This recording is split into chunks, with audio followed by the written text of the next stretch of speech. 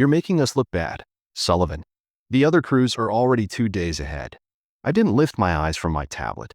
Just continued checking the pressure indicators on the primary drill housing, logging numbers and columns that had to align perfectly, or we'd have consequences. Serious ones. My name is Mike Sullivan, 48 years old, with 22 of those years spent on offshore platforms in the North Sea. I was the Chief Safety Officer for Osprey Petroleum.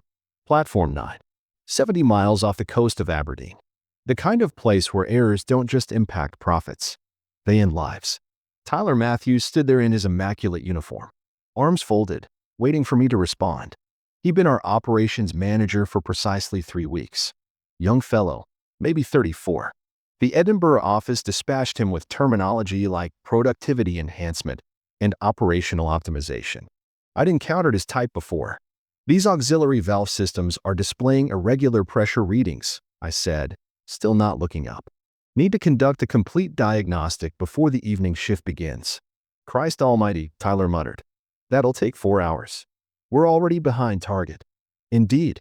He moved closer, lowering his voice, though the roaring equipment surrounding us would have muffled a gunshot. Look, I understand you're the veteran here, but headquarters is pressuring me about productivity.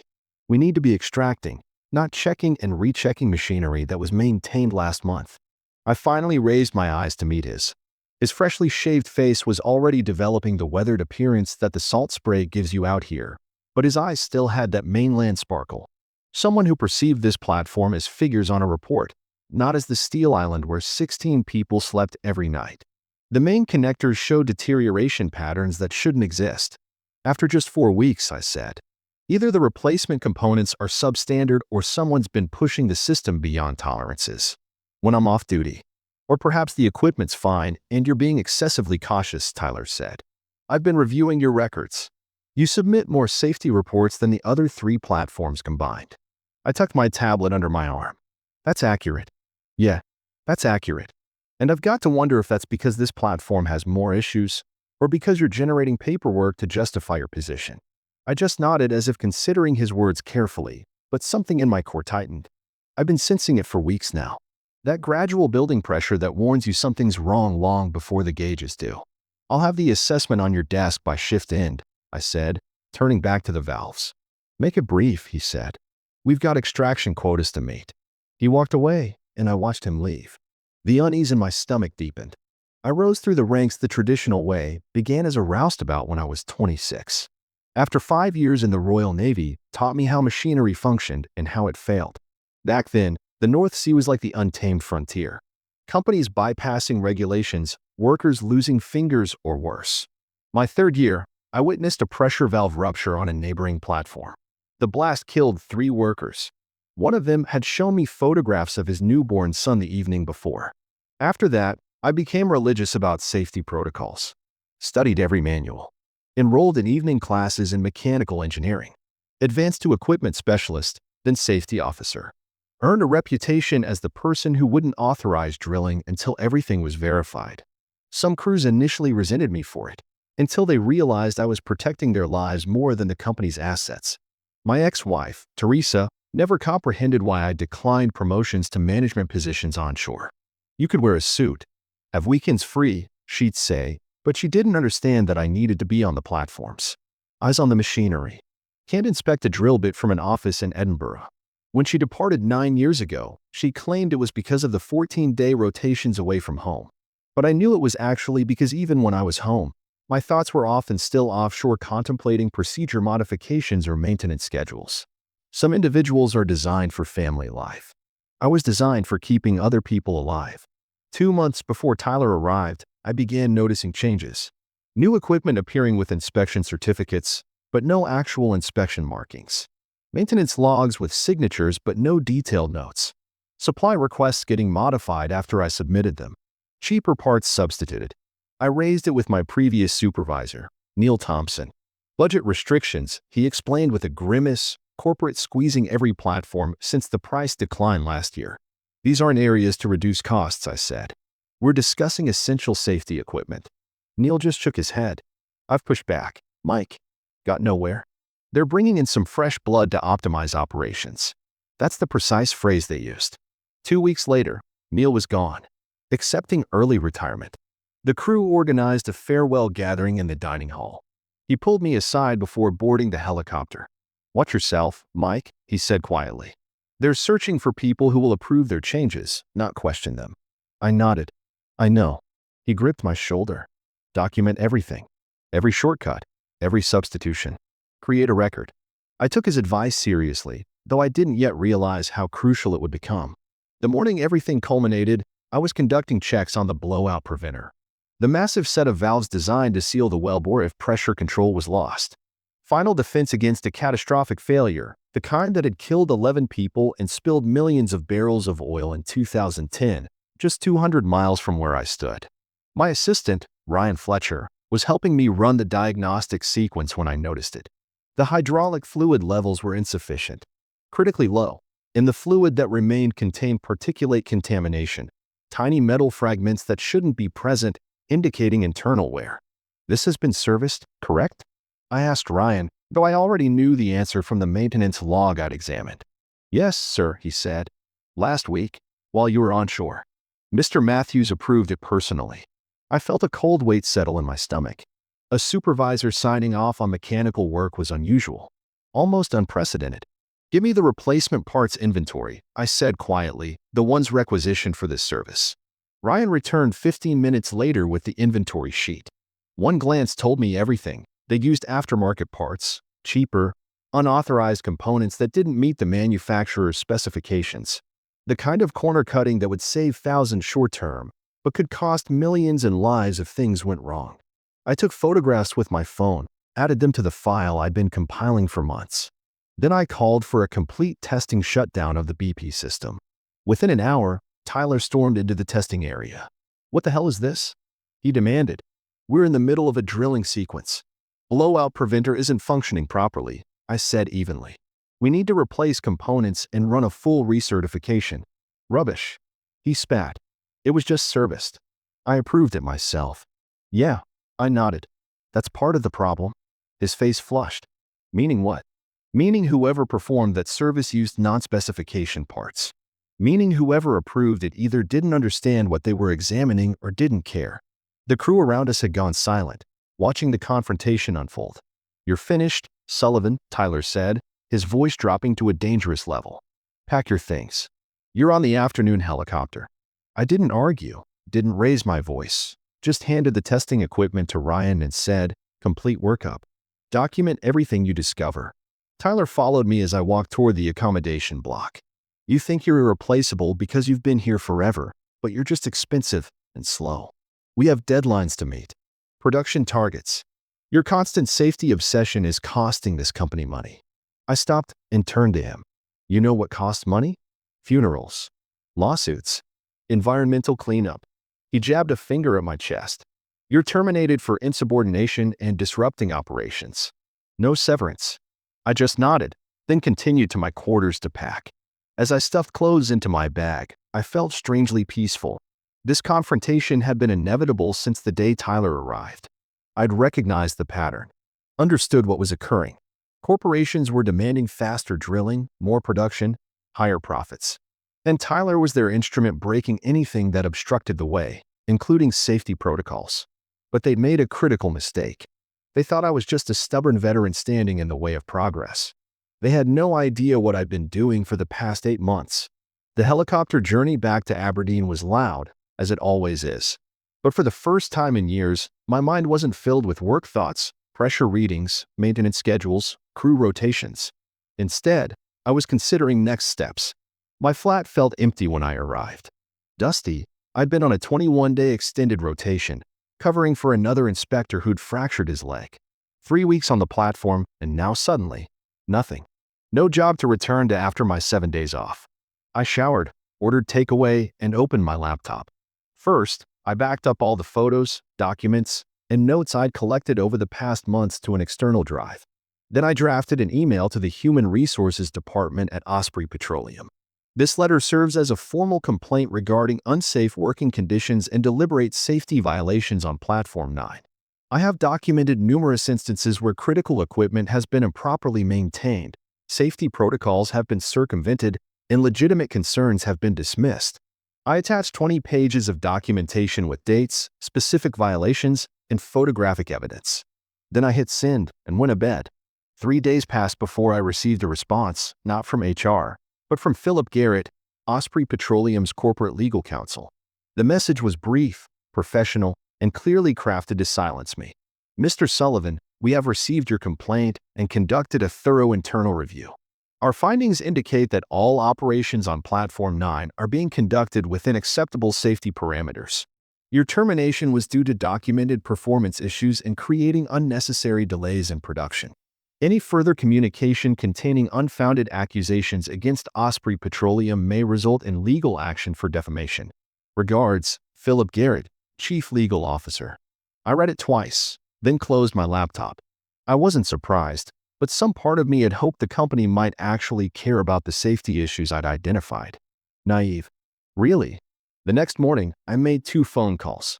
The first was to James Walker, a former colleague who now worked for Northern Atlantic Energy, a competitor. We met for lunch at a pub near the harbor. Osprey has been cutting corners for months, James said, picking at his fish and chips. It's not just your platform. They're under pressure from investors after that dry well they hit last quarter. Stock down 18%. They're going to get someone killed, I said. James nodded. Probably. But unless something happens, they'll keep pushing the limits. He lowered his voice. Look, we might have a position opening up next month. Senior safety specialist. Not quite what you were doing, but thanks, I said. But I think I need to see this through first. My second call was to the regional office of the Offshore Safety Authority. I'd been sending them copies of my reports all along. It was standard procedure, but I needed to ensure they understood what was happening. The woman who answered listened politely, then transferred me to her supervisor, who listened for about 30 seconds before interrupting me. Mr. Sullivan, I appreciate your concern, but we don't investigate platforms based on the complaints of recently terminated employees without substantial evidence. I have the evidence, I said. 8 months of documentation. We receive hundreds of complaints annually, he said. Most prove to be disgruntled workers or internal disputes. We have scheduled inspections. If there are issues on Platform 9, they'll be identified. By then it could be too late, I said. I understand your frustration, but we have procedures to follow. Good day, Mr. Sullivan. The line went dead. I sat there holding the phone, feeling the weight of what I was confronting. A corporation with billions at stake. Government agencies with limited resources and mountains of bureaucracy.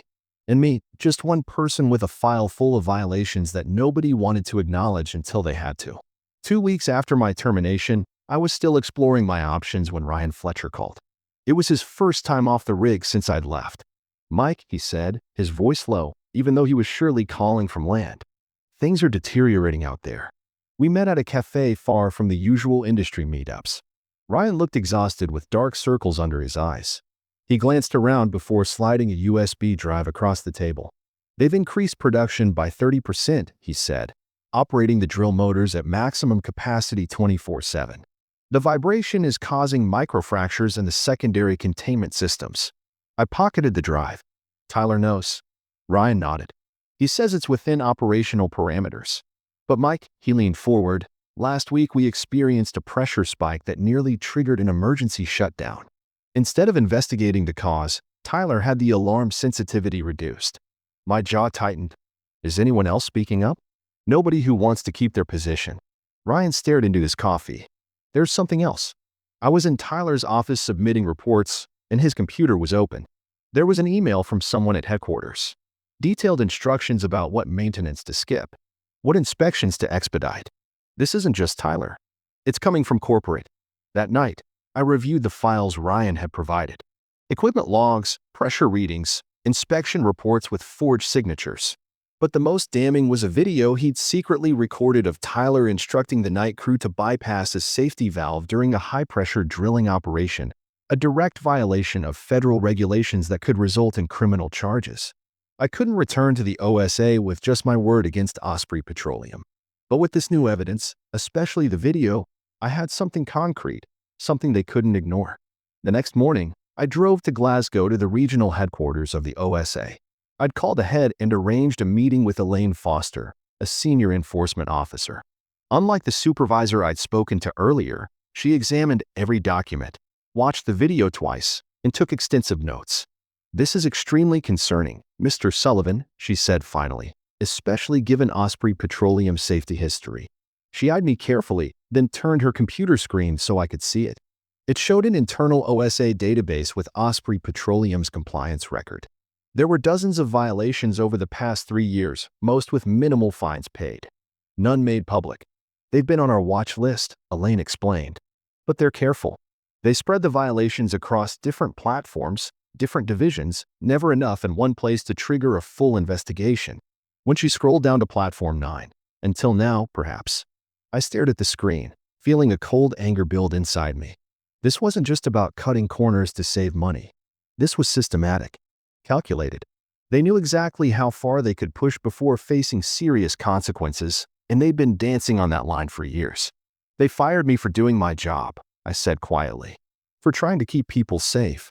Elaine closed the database and folded her hands. "Mr. Sullivan, I want to be clear about something.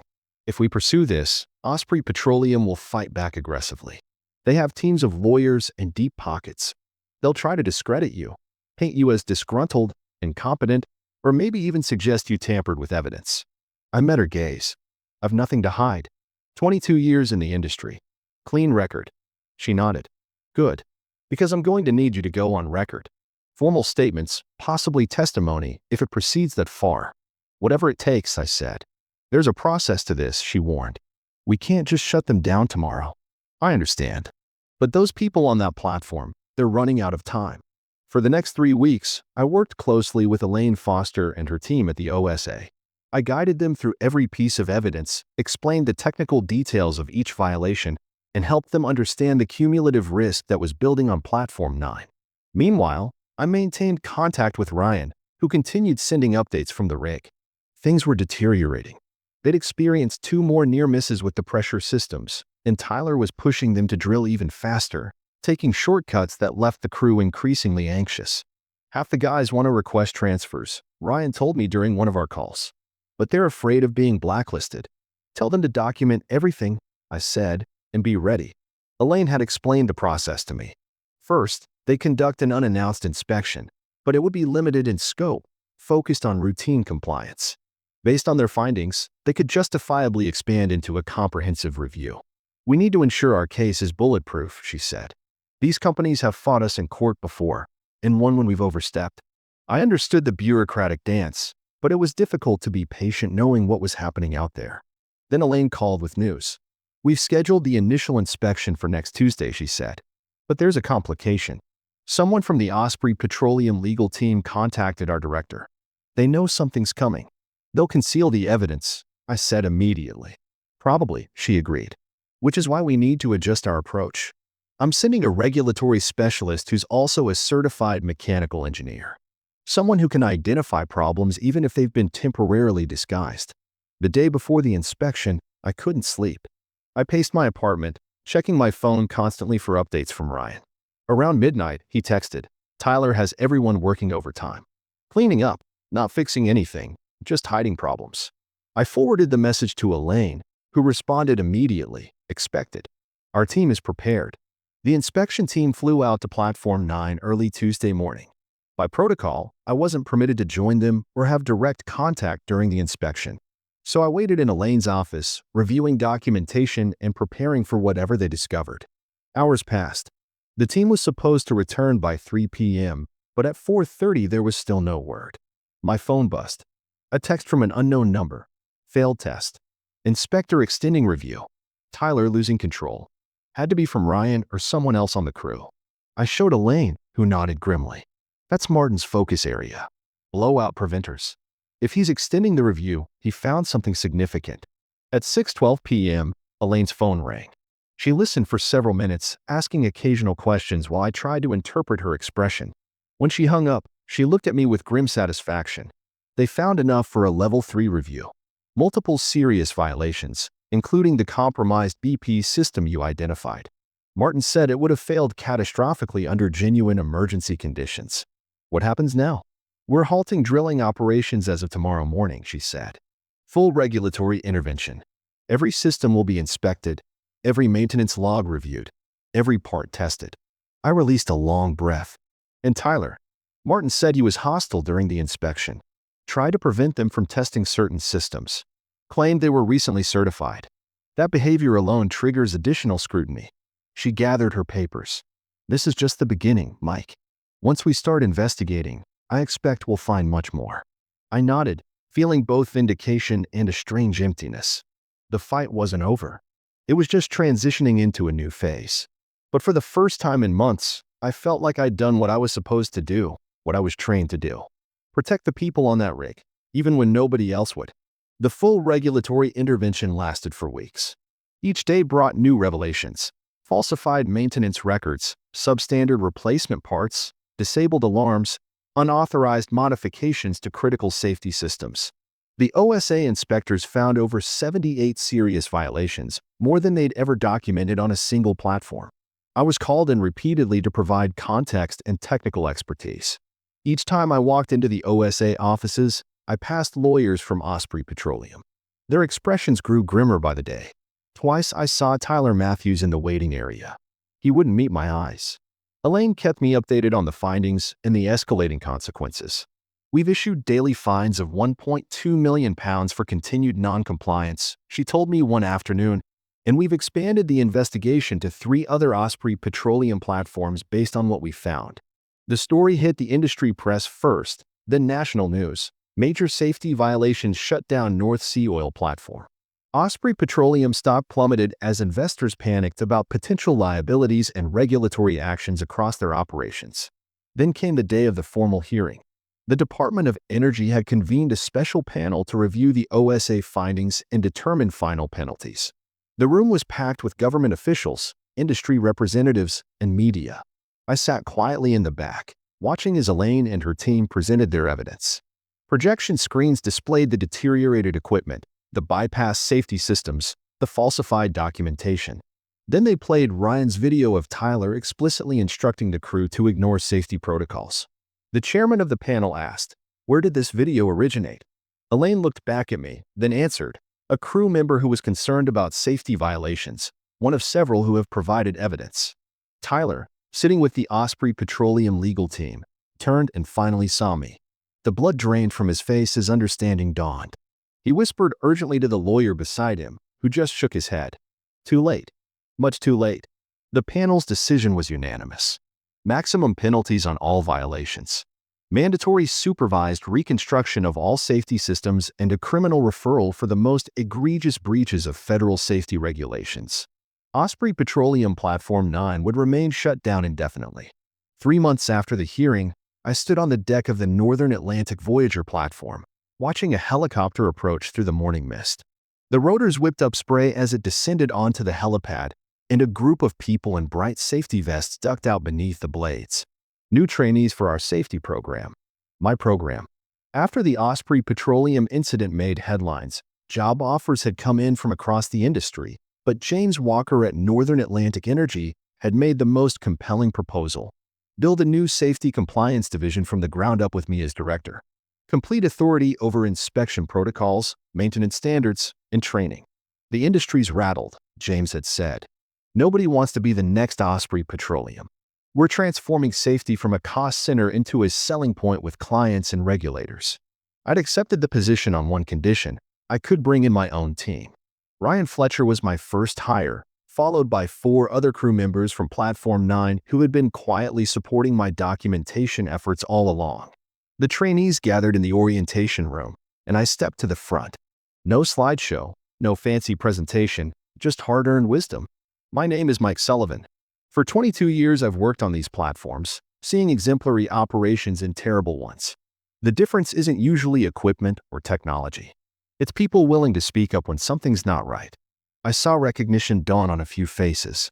They'd heard about Osprey Petroleum, about the whistleblower who'd exposed a corner-cutting operation.